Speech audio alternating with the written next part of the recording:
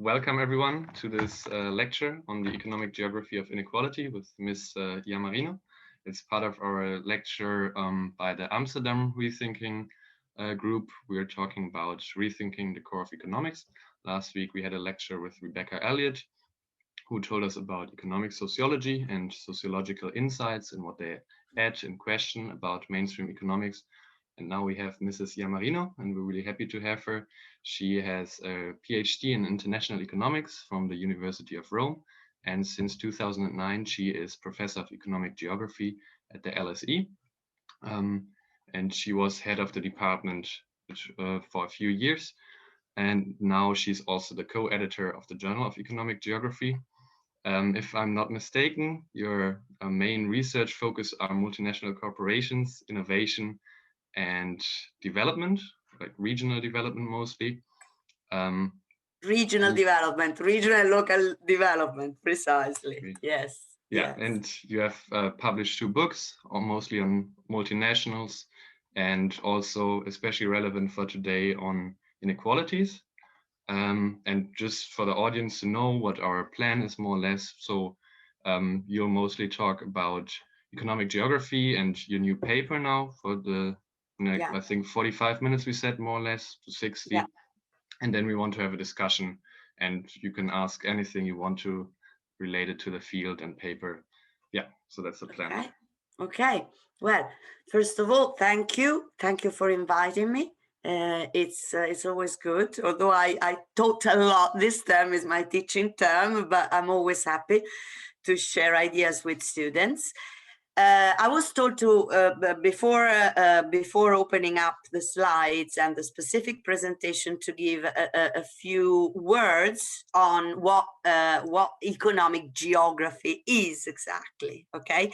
So economic geography is sort of a sub-discipline of, if you look really on the, Investopedia, Wikipedia, is a sub-discipline of economics, and is a sub-discipline of geography. I would say that nowadays is becoming more and more a discipline in itself, although obviously is by nature interdisciplinary, right? Precisely because combines 2 different main scholarly and academic and scientific areas.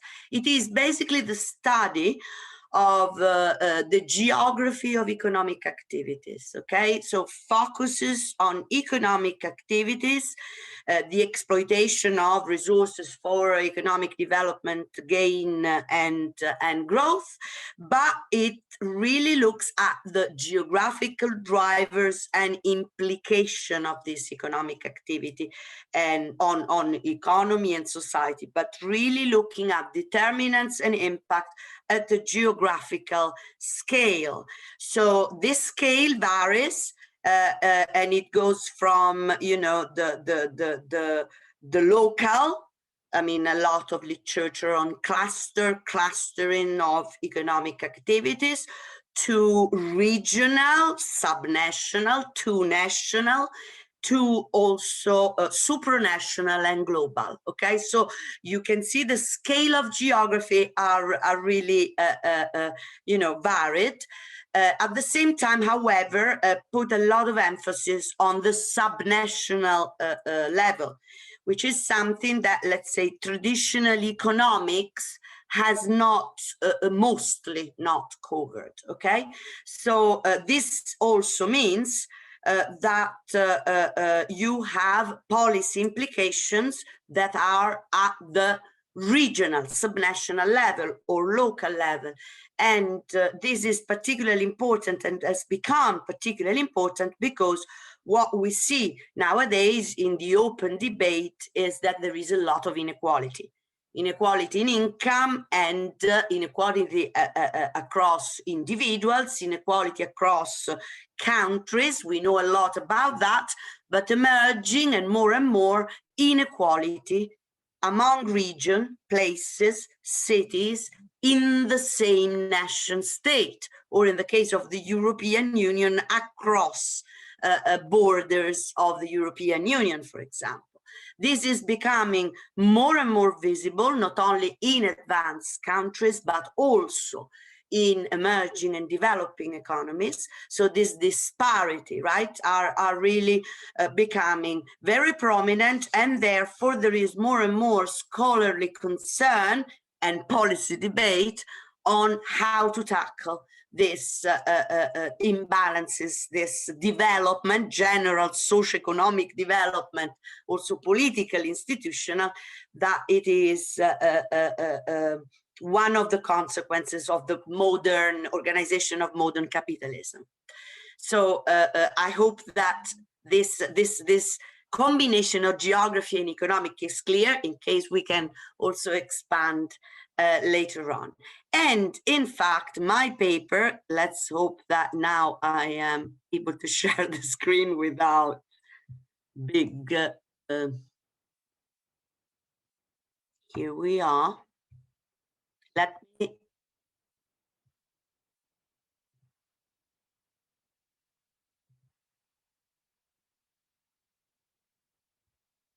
no, I have to display the settings.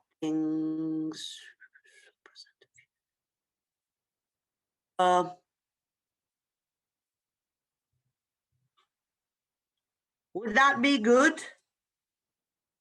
Yes, perfect. So you see the full screen. Fantastic. Now I have just to remove the bars of Zoom that are terrible because I cannot read the slide. But we will make it okay. Okay. So perfect. Okay.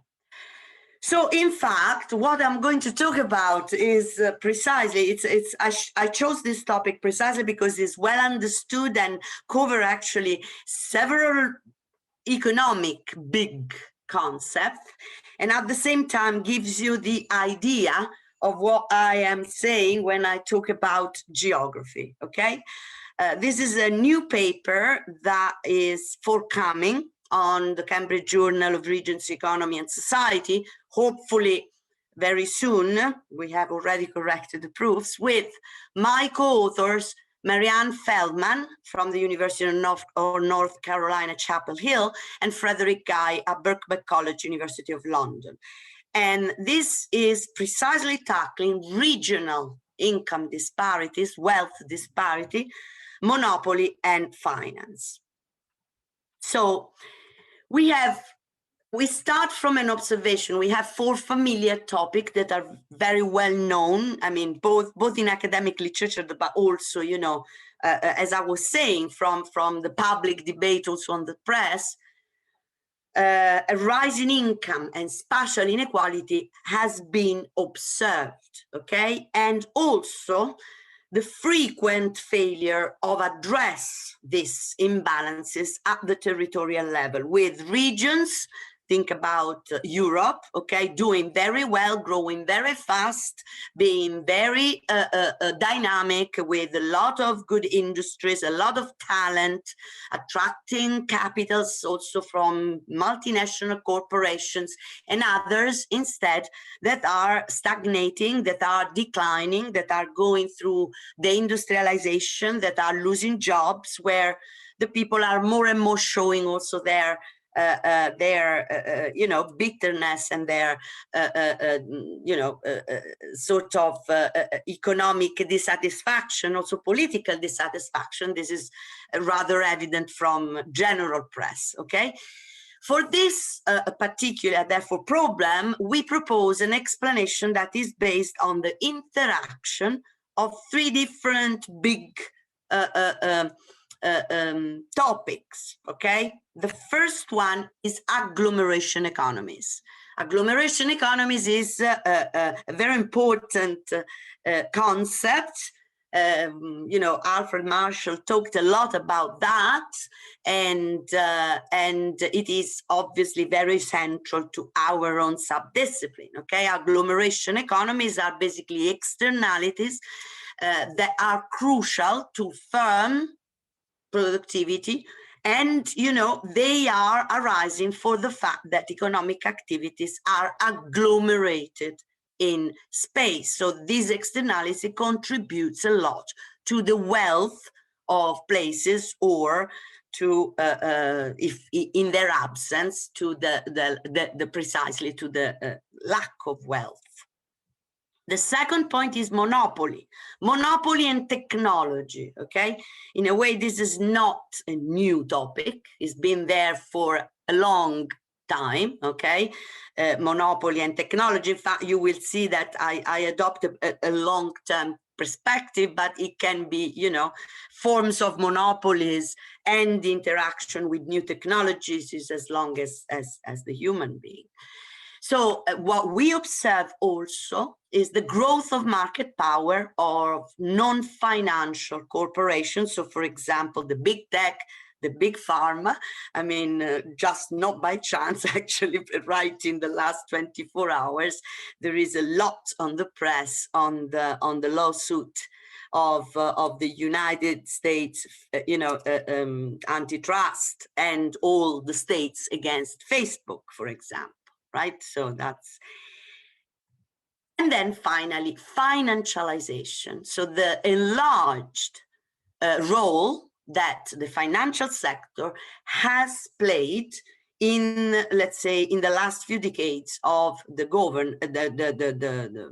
of this last, let's say, few decades. I will show you the central role that they play in the governance of firm. Okay, the financial sector importance, in other words, has exponentially increased. So this topic, we think, and we consider the case of the US, particularly because these big monopolies are particularly evident there. Although we started precisely talking about the EU as an example of disparities, territorial disparity, regional disparity, the US is also a very good example. But the degree of monopoly in Europe, partially also because of the existence of this unified market and antitrust power at the level of now 27 countries, is different. I mean, the kind of competition field in Europe is very different. So one of the research questions that we have for the future is precisely to see to what extent this study on the US can be somehow extended to Europe. There are possibilities, there are, I will mention that, but it's not done yet, okay? In this, we consider the US case, and we consider the world since Reagan and Thatcher, so the 80s, okay? Let me say that I also chose this topic because it's a sort of, this paper wants also to, and hopefully achieve the fact of, wants to present a research agenda. So is a paper that sort of brainstorm on this and offers a lot of opportunities for other scholars, also young scholars and students, PhD students, to think and maybe to, you know, bring further contribution. So you can see here, I won the places that own 2/3 of America's gross domestic product. I won the places that are optimistic, diverse, dynamic, moving forward. And his whole campaign, Make America Great Again, was looking backwards. Okay, this is Hillary Clinton speaking in Mumbai in 2018. Okay. So let's see. Let's go backwards. Okay, to 1980. And these maps, you can see, I mean, I will show you a few very nice maps, okay? Very nice maps that these are by commuting zone, okay? There are 709 commuting zones weighted by the population in order to have, you know, the relative size. And you can see that this map represents the share of employed people earning more than the national 80th percentile in that year, which means the top 20% earner, in other words, okay, more simply. And you can see the geographical distribution of the income at the geographical level, okay? So you can see that there are very strong concentration of these top 20% earners, you know, on the coast, east and west, but particularly strong in the Midwest, okay? You can see here there is a small, very strong green area that is Gary, Indiana, a steel manufacturing center just east of Chicago, okay? Followed by Detroit and a lot of other locations, and then Washington, D.C., the capital, the political, let's say, center of power, and already Sacramento, San Francisco, California, okay? And a few other. Let's see what happened. And this is the same map for 2016, precisely at the Trump-Clinton race in 2016. So you can see that the map has changed quite substantially, okay? And that basically the Midwest has disappeared, is all red, okay?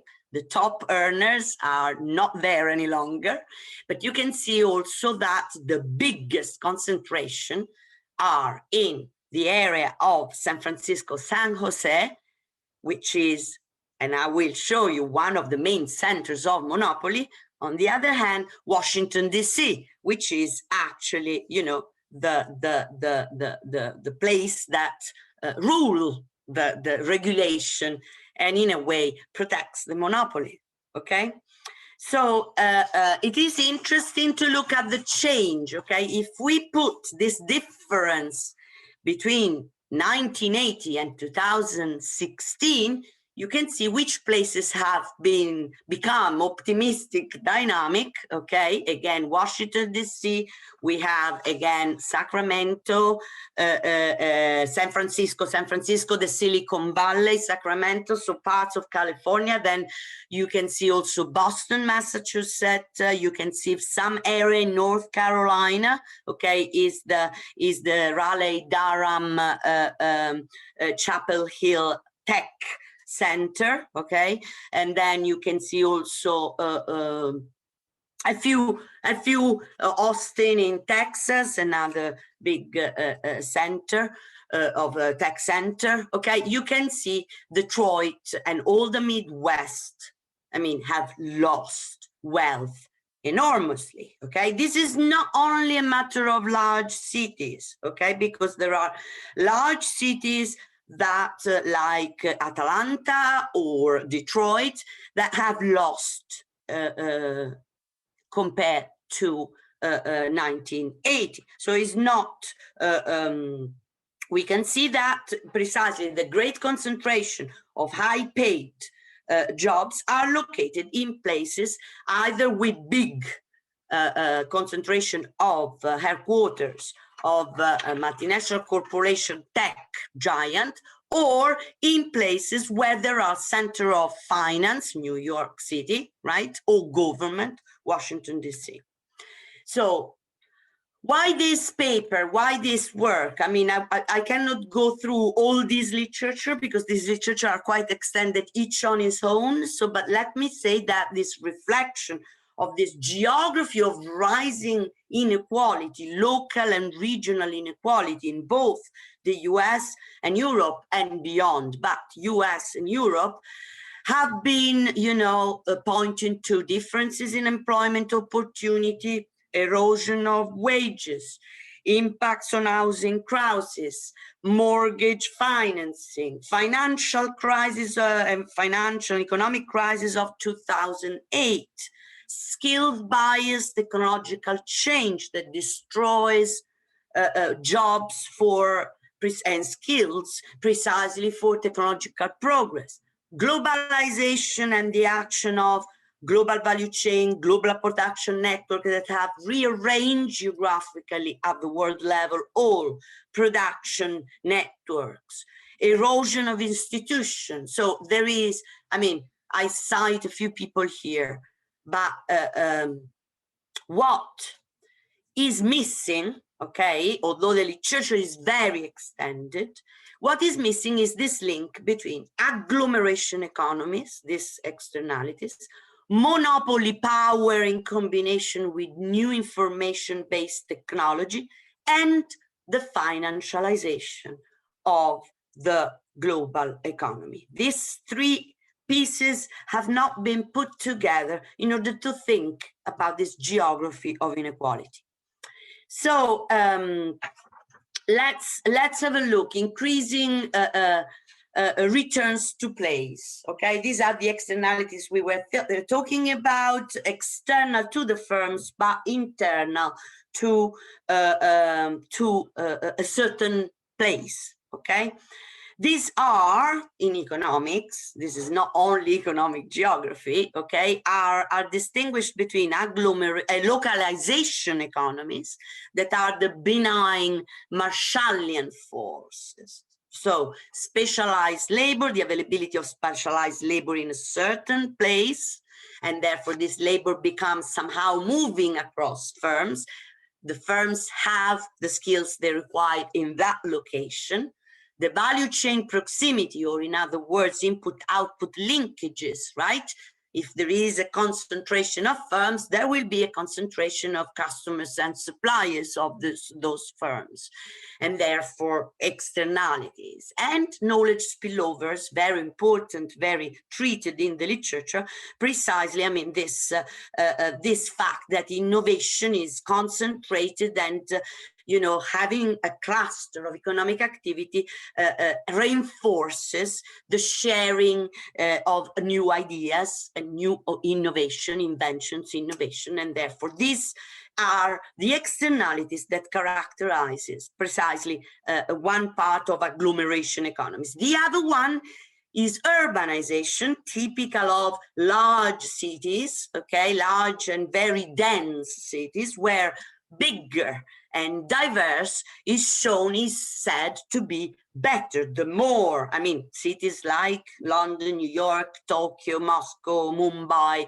are very diversified in terms of not only economic activity, but also people. And therefore, this generates externalities, new knowledge, new ideas, new vibe, okay? All this has been also exacerbated by this spatial division of labor across the world, okay, in globalization processes, global value chain, global production networks that have basically distributed activities of production along the value chains. This has been obviously facilitated by technology, okay? Technology has created the possibility of a different division of labor, and obviously also greater complexity of stages of production and tasks, reduced communication and transport costs, also due to technology, higher speed. Okay, nowadays we can communicate, you can see, I mean, it's quite evident, right? So think about economic activities. I mean, you can communicate with your branch on the other side of the world in real time. International reduced tariff and regulations, okay?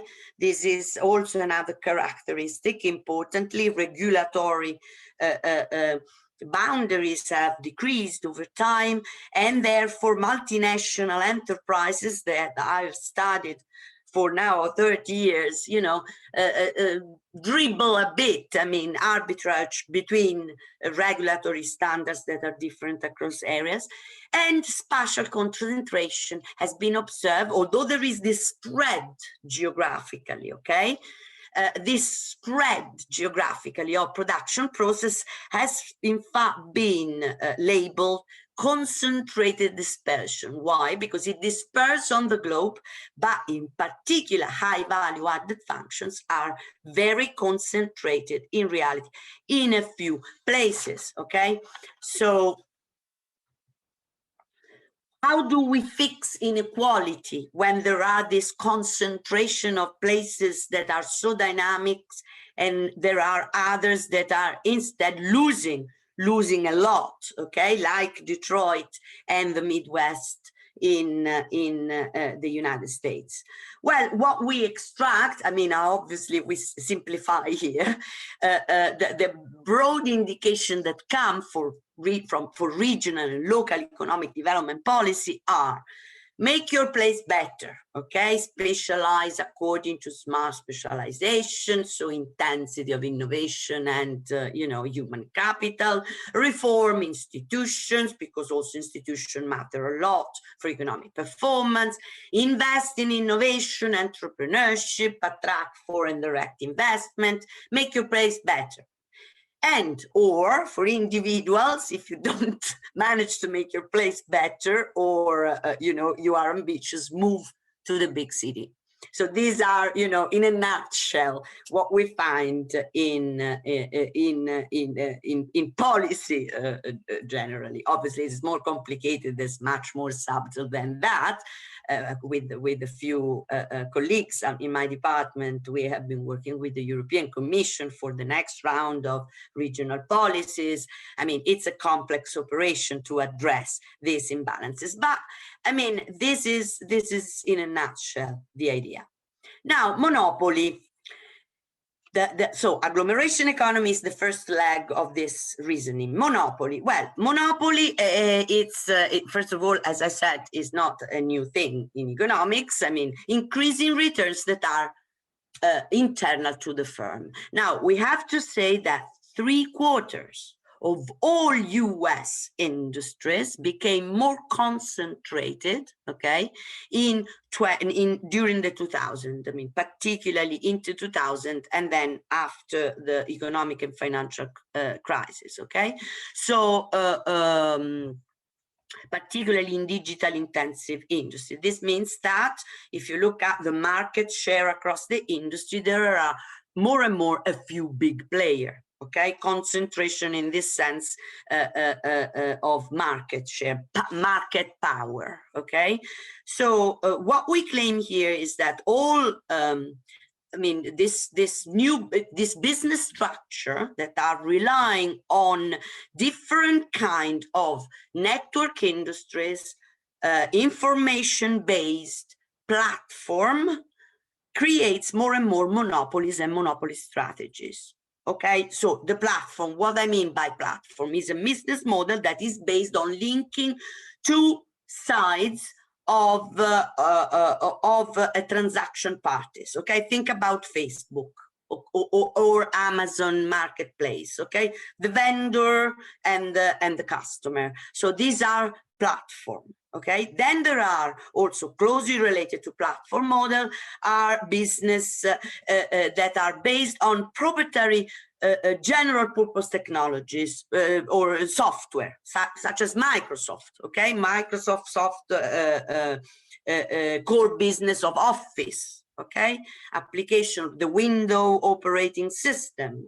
All right, this literally cannot be technically indicated as platform because they don't have, you know, two sides, they don't connect two sides, but are very similar because like platform, basically these network businesses connect different users, and the more the number of users rises, the more, I mean, they generated value in a way for the company. Okay, and then finally we have also other firms that are not exactly networks but always information knowledge base, are the strong precisely intellectual property right firms, for example, the big tech.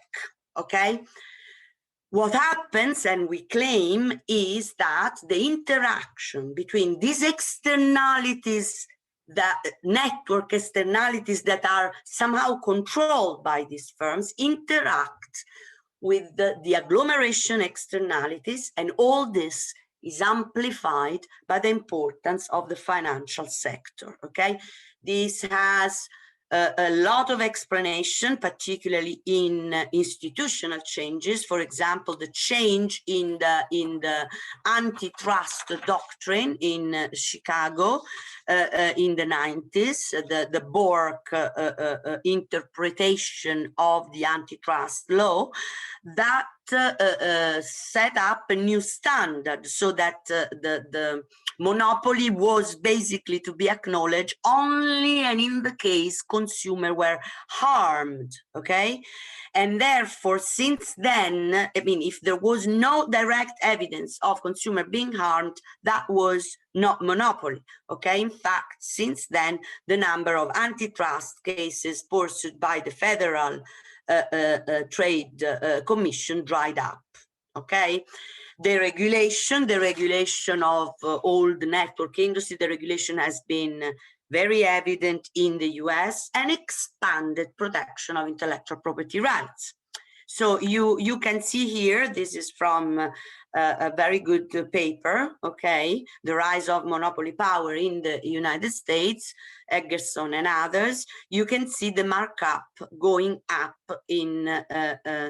since 1980, okay, and you can see the markup is something that gives you precisely the idea of the rise of monopoly, okay. Monopoly, these are examples, okay, monopoly models, what I was precisely saying, right? The interface standard, so those monopoly that really, in a way, ring fence part of the network, okay? These are the network base, exploiting their ownership right on the general purpose software, okay? We can you know, remember that, for example, Apple, right, maintain control of its system that is actually built on top of an open source operating system, right, the BSD Unix. Google uses Android, again, built open on open source Linux, okay, as gatekeepers for phone apps, and so on and so forth. Then there are sales to advertiser of personal information. These are the platform, social network, Google, right, Facebook, and many others. Toll gates for market access by other businesses. There are many other firms, smaller, okay, TripAdvisor, Airbnb, Booking.com, Uber, Amazon. Think about Amazon now with COVID, right? It's been really proliferating. I mean, in terms of, you know, returns, economic returns due to the COVID situation. You know, Booking.com, okay, it basically connects the users, okay, to the sellers and the customers, and takes a slice of their income that varies about between 15 and 25% from the provision of the lodging by hundreds of thousands of independent renters across the world, okay? Doing basically nothing, right? But getting a quite high share of their own income. And finally, those that are simply based on intellectual property rights, the pharma, the biotech, right? Monsanto seeds are paid by farmers all over the world. And, you know, I mean, many other. In most cases, there is a network aspect to the monopoly or a very high information or knowledge content, okay? These are, simple way to look at this. There are other firms, therefore. Okay, this is something interesting that we did precisely to give you an idea, okay? This is a chart that reports basically the big US firms, non-financial, non-oil firms. This has to be said because otherwise the picture is different. Non-financial, non-oil, and represent basically the market valuation in percentage of GDP, and the employees, thousands of employees. And what you can see, the market valuation is the market value, okay? What the firm is worth on the stock market, basically, right? And what we can see here for the 8 largest firm is that there are significant difference between 1976 and 2016, okay? Because you can see that in 2016, market valuation are around 5 times higher, okay, while employment has gone down, right? And you can see that apart from General Electric here, basically all the other largest firms with very high market valuation and very low employee, the only one that is a not network or information base is General Electric, okay? So, and also even in 1976, the two highest market valuation, AT&T and IBM, were both based on network products. So it's interesting to know this. Now, another way to give you an idea of the market power, okay, the shift of market power. This represents the change of what is, I mean, an interpretation of the Tobin Q, okay? The Tobin Q gives you the ratio between the market value, capitalization, so exactly what is worth on the stock market, okay, relative to the value of asset, the book value of asset. So all the basically asset owned by the firm, both tangible and intangible, okay? If this ratio, okay, is 1, basically, you have that the business is worth on the market what it costs to replace it, or what is the value, in fact, of its asset, okay? If it is much higher, it means basically that the business is overvalued and therefore that there are a lot of entry barriers. So it's basically precisely a measure of monopoly, okay? We aggregated for this, for obviously the firms that are listed on the stock market. So you see a lot of areas that do not have 5 or more non-financial firms in the stock market and therefore reported in the Compustat database. Okay, so you can see that this difference is very high and a measure of monopoly. Okay, we put all together by a commuting zone here, and you can see that the large rises of this ratio are in the tech heavy cities of the West Coast in particular, okay, the Northeast, and the decline again in the old manufacturing centers of the Midwest and part of the South. Okay, so we can see where, I mean, this market power has increased significantly by geographical area. So what are the mechanisms that we are describing? Where Marshallian economies of agglomeration meets these monopolies, okay? And therefore these external returns of technology, clustering, ideas, talent, dynamics, interact with the internalized returns of company with market power, because the companies with market powers, are called also the winner takes all, have, for example, the best earners, the famous top 20 earners that we saw in the previous map. Now the talent, the best human capitals, the best software engineering are, attracted in this location, the latest knowledge, the latest startups, and so on and so forth. Okay, so the monopoly increasing returns interact, and the returns of technology interact with the agglomeration economies. Okay, startups are attracted and are particularly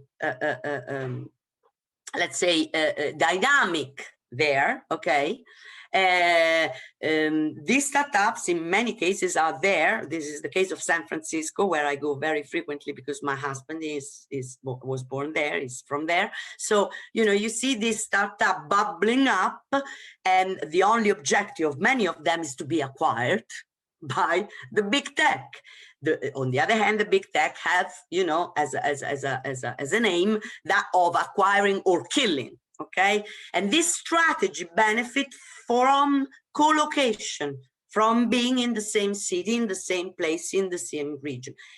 This is amplified also by the presence of venture capital that is there precisely to try to make profit, okay, to invest in potential monopolies or in potential, you know, good target for monopolies.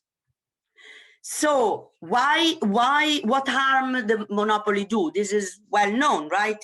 I'm sure you know that this huge polarization of income, living standard within the rich, growing cluster or cities, okay, experience, for example, very serious housing crisis. This is the case of San Francisco for sure. It is also the case of London in some respect, but let's focus on the US. Many people that are there are just pushed out, cannot be beneficiaries of this income, because the income is shared with those that actually are part and work for the monopoly, that have very high salary, as we have seen, but not the ordinary people that are not included in this monopoly tech kind of power.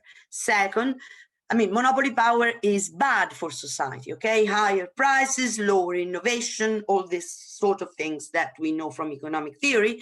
And third, there are also the specific effects of the places that are outside this agglomeration. So outside the tech, the finance, and the political power clusters, these places are called left behind, and in this paper we claim they could be called held back. Why? Precisely because of the role of finance, okay? Finance, for a long time, finance theory have looked at this struggle between, you know, the firm, insider, outsider, manager, stakeholders, and, you know, how to share or not, reinvestment or,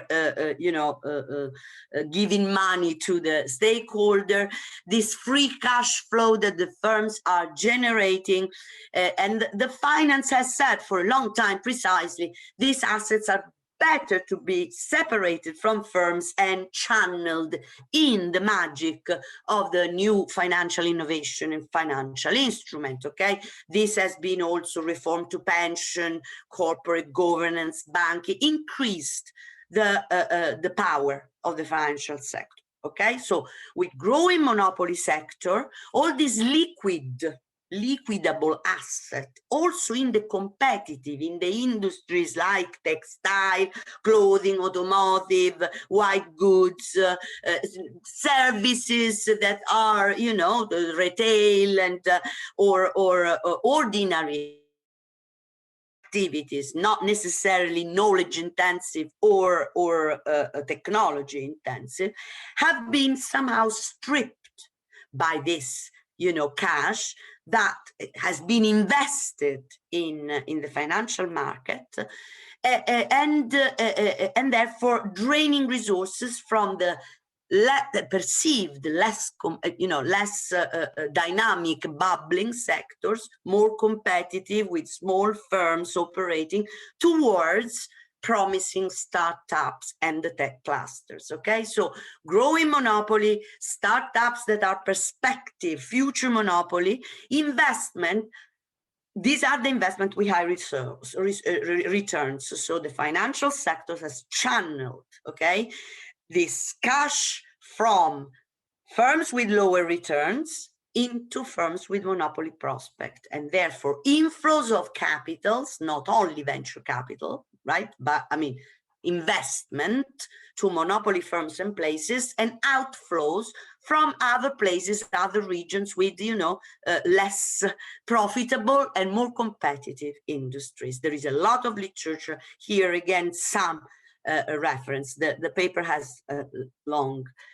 Just to give you a sort of example of the increasing power of financialization or financial dependence, in fact, is when finance becomes really disconnected from the real economy, the economy that produces things. Okay, this is simply the capital expenditure of firms minus the cash from operation over the capital expenditure. So this index for the US non-financial public corporation, okay, for each year since 1971. So this is even more extended. You can see the, you know, the increase of this financial dependency. In other words, if you have a positive or negative value of this indicator, it tells you positive that the firm actually has to borrow because it generates, it spends more than what it is its income, okay, and it borrows from the financial market. Vice versa, a negative index tells you that the firm actually, the cash flow is higher than its expenditure and therefore gives this money to the stakeholders or to the financial market in order to generate returns. Okay, the financial zero means non-dependence. Okay, when basically the expenses and the cash income of the firm are balanced. Okay, this, you can see that the historical trend at this point, really historical, is higher and higher financial dependence. Okay, this means that the financial market channel a lot of these flows away from firms in competitive markets, competitive in terms of market structure, channel towards what is deemed to be very valuable and with very high returns. Okay, so these three arguments, okay, are and you can see here monopoly of finance also. The biggest banks in the US have become bigger and bigger. A lot of bank closures, smaller on states and cities that were more peripheral have disappeared, and the reduction of financial resources for these regions that are more peripheral has intensified growing industry and spatial concentration also of commercial banking. We present some simple example in the paper. So finally, this is my conclusion, okay, a sort of a summary of the implication. The economic development policies, regional and local economic development policies that have treated on the basis of the theory, economic geography and regional studies, urban economics, right? Treat agglomeration economies as an attribute of places, okay? Externality external to the actors that operate in that specific place, external to firms, okay?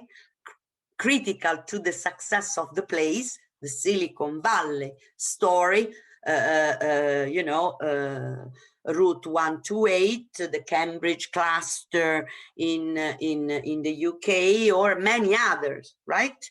In Europe, we have a lot smaller.